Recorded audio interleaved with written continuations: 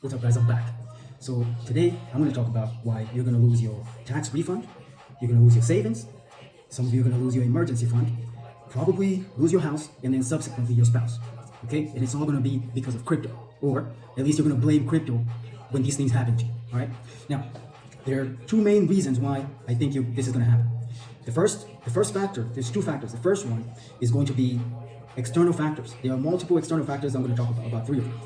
The second one is going to be internal factors, okay? And these internal factors are mostly the reaction to these external factors. The external factors are going to be more information-based. So either you have the information or you don't, okay? And then if you don't have the information or you do have the information, how do you react to this information? And that contributes to the internal factors, okay? So two factors, external and internal. Let me address the external factors first. The first one, which I think is very important, is regulation, okay? At the moment, there's no regulation. So regulation is going to be the reason why, one, the price is going to go up because people anticipate regulation is coming, but also when regulation does come, it's going to be the reason that the price is going to plummet for some of the cryptos. Okay, so regulation is going to come and kill some of the cryptos, and it's going to elevate a certain number of cryptos, right? I don't know which ones, I don't break regulations, but I know that there's December 30th, there's the MiCA regulation, March 2025, there's the ISO 20022 regulation, which is going to be implemented, and then it's going to be mandatory in November 2025. Okay, so yeah, so regulation, the one thing about regulation, the lack thereof regulation, is that at the moment there can be a lot of narratives that are misguiding or misleading that are going to be used to manipulate the way that you're going to be maneuvering the crypto market. Okay, it's going to go both ways. A lot of narratives right now, for instance, Bitcoin just went up $10,000 in the last week, and people were saying it's because so and so got elected, right? And this is just a narrative that's going around. However, if you look back at any election year, every time after the election, usually the markets go up. So I wouldn't particularly say that this person being elected is the reason the prices or the markets are up. I would say that the crypto market is up because the stock market is up, because usually they always go up together. And also, after every election, it seems like both markets tend to go up. So I think that's why they're up. Okay. Number two is AI. Okay. AI is going to be another reason why you're going to lose money, because in the markets at the moment, now that we are moving over to the digital economy, there's a lot of algorithms and bots that are being used to trade. So when you're trading and trying to make money in the market, understand that you're trading against an algorithm or a bot. And right now, these algorithms, they're going into social media sites like Facebook or YouTube, X, and scouring information to see what you're learning. Okay? Once they collect this data, then they're going to use that to trade against you. So the chances that you're going to win are very slim. Okay, so 99 out of 100 are going to lose their money. There might be one of you that's going to come out on top, but most of you are going to fall flat on your face. All right, it's kind of like when some of these shows that you watch where there's an obstacle course, there's an audience of people that are cheering, and when they watch other people in the obstacle course, and the people one person finishes the course, and all of a sudden everybody in the audience thinks that they can do it, right? And then they select one person. The person comes up, they give him an interview, him or her, give them an interview, and then they go into the obstacle course, and halfway through, they fall straight to the face first into the water. Okay, that's kind of how this is going to play out. You are going to fall face first into crypto. Okay, face first into debt. All right, that's most likely what's going to happen. All right, the third factor is, which is probably the most important one, is the M2 money supply. Okay, and this is something that a lot of people are probably not considering. They probably don't even know about, but this is the amount of liquidity that's in the system. So now that they're seeing prices going up, coincidentally, the liquidity is now opening up. So countries are now injecting money into the system. We just came from a rate hike cycle where liquidity was being pulled out of the system, and now we're in a cutting cycle. And with this cutting cycle, the liquidity is starting to get pumped into the system. We just saw these people approve about 1.4 trillion to be pumped into the system. Okay, so this money is the money that you're seeing getting pumped into different assets. It could be stocks, it could be crypto, it could be whatever it is, okay? If the liquidity isn't there, then the prices are not going to keep going higher. Okay, so that's one thing you have to keep in mind as to when to get out of this whole shebang, okay, is when is the liquidity going to start going down, okay? Regardless of the narratives that are going to be on social media or on TV, regardless of that, it doesn't matter if there's no liquidity. So what we know is that we're going into a liquidity cycle, and it's going to peak probably around October, November, December. Okay, maybe September, October of next year.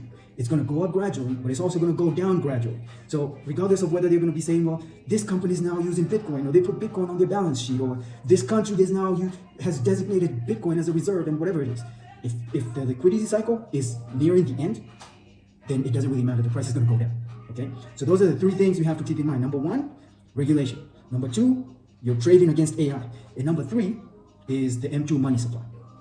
Okay, now let's go to the internal factors. The internal factors you have to take responsibility for. Okay, that's all you. All right, and I'll explain to you a few ways about how the internal factors, which is mostly your emotions, and it's going to come from all of the manipulation from the narratives due to lack of regulation. Okay, lack of regulation allows for, let's say, news channels to just spew things that are a bit misleading. For instance, you might hear that, well, the government is now using Bitcoin as a reserve, right? They might say that, and in the meantime, they're selling Bitcoin. Okay, I'm not saying that this is happening, but you might hear similar things. You might hear, you basically might be wrong-footed, where a company is saying, well, we actually own Bitcoin, we bought Bitcoin, and you might think they just bought it, whereas they bought it 6 months ago or a year ago. Okay, so when these narratives start to happen, then you start to see a lot of coverage, say on TV, on social media. It might, even with your friends. Actually, that's where I think it begins. It's going to begin in your circle of friends. First, you'll hear people talking about how they bought this and that, and it's up 400%, and they're going to be talking about how they think they're going to make $100 million in the next month. Okay? And then you're going to take your sweet time and start to watch this and see how it plays out. Problem is, you're going to be watching it go up. And as it goes up, you're going to feel more and more confident. Okay, remember, you're going to start to feel internally more and more confident about it. The problem is with investing, and I'm not trying to give you investment advice, okay? I don't even buy Bitcoin. I believe in the Kenya shilling. So I like anything that's going to strengthen the value of the shilling. So anything about Bitcoin, please don't listen to me. But you're going to start to hear these narratives, and as you watch the price going up, you're going to feel more and more comfortable to put your money in there. The problem is, you're supposed to be buying low and selling high. But what you're going to end up doing is buying high, as you hear these stories from your friends, and as you watch these cryptos or these stocks going up, like they said, and they're expecting $100 million pretty soon. As soon as it continues to go up and you buy it, then it's going to start going down. Okay, because nothing goes up in a straight line. Usually it goes up and then goes down and goes back up. So you buy it at the top, then it starts correcting. Then you feel nervous about it and you sell it at the bottom. Then it reverses and starts going back again. And you watch and you're like, well, this thing might really be going up. And then you buy back again at the top. Then it starts turning down again. So you end up buying at the top and selling at the bottom, which is the opposite of what you're supposed to be doing. Okay, so there's that. The second way you're going to be manipulated is you might actually get in at the right time. Okay, you might already be in right now. So Bitcoin, like I said, just went up about $10,000 in the last week. You might have already bought some a month ago, maybe even 6 months ago. Okay, and as it goes up, it's basically going to confirm to you that you're some kind of a genius, right? Like this is your time, right? So then you're going to double down. As it goes up, you're going to double down. You're going to start selling your car, selling land, selling your house, getting a loan against this and that, right? You're going to be talking to your wife like, baby, I got this. Baby, I'm taking us to the promised land, baby. Just trust me. And you're going to double down, take a loan against your house, sell your car, whatever it is, right? Put it into the market, and it's going to continue to go up, right? So you're going to be walking with your head high like, I got this. I'm that guy. And then before you know it, something crazy happens. Something like some lady got off a plane and did a backflip, and she fell, and she was coughing before she fell, and now there's a lockdown. And now Bitcoin's down 85%. Something crazy that you would have never expected is going to happen. And then just like that, you lost everything, okay? And that's mostly because, one, you never sold, right? You just kept doubling down, and as the price continued to go up, you probably didn't consider that the liquidity in the system is only going to last so long. And these narratives are going to be saying things like Bitcoin is the future, or this crypto that you bought is the future, and it's being used by this country and that country. So you're thinking it's just going to continue going up. But what goes up must come down, okay? So yeah, so there's that. So how can you mitigate these things and probably have a bit of a cushion if you're actually going to play the game? Because listen, with everything that we know that is coming, we know there's a lot of layoffs coming, okay?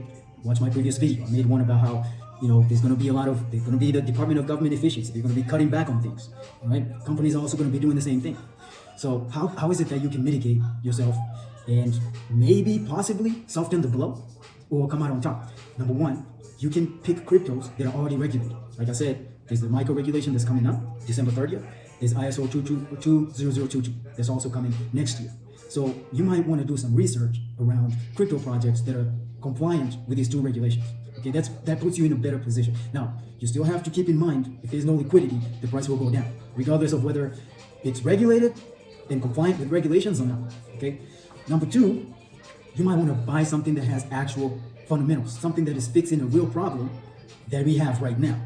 Okay. So possibly something that's saving companies money. That's something that companies are always looking for. So that is likely to make it through the storm. Okay, it's likely, especially if it's already regulated, and then there's a known use case. It's being utilized to solve a problem that companies are having right now. All right. One of those would be cryptos that are doing tokenization. That's one thing that we know in this new digital economy. Stocks are going to start being tokenized, right? So you've got things like HBAR. Like, this is just an example of something that I'm looking at, because like I said, I like to invest in things that are going to strengthen the Kenya shilling. And we know that HBAR was selected by the Nairobi Securities Exchange to tokenize their securities. So that would be an example of a fundamental project, something that has an actual use case. So if you don't think that the Nairobi Securities Exchange is going to just disappear, then it's likely that there's some value in this crypto. And also, we see that there's a company that's applied for a HBAR ETF. That's another example of something that's going to have some value. Okay, so yeah, there you have it. This was off the top of my head, so I might have missed quite a few things, but I just wanted to give you this warning. So hey, good luck with this cycle. You're going to need some luck, but for the most part, make sure that you stay measured. Your internal factors is really going to be you that's either not going to push that sell button when you need to, or you're going to push the sell button too early, or not at all. Okay, so yeah, keep that in mind. Internal factors, that's your fault. Don't blame anybody when the market goes down and you didn't sell. External factors, look out for all those narratives. Okay, there's going to be a bombardment of narratives that are coming in, most likely in the first quarter, right? As the inauguration happens, somebody's going to want to take off on the right foot. So there's going to be a lot of positive momentum to begin with. But keep in mind, the liquidity is going to eventually leave the system. So don't hold on to what you're buying and just watch it go up and then watch it go gradually down. Okay? See you on the next one.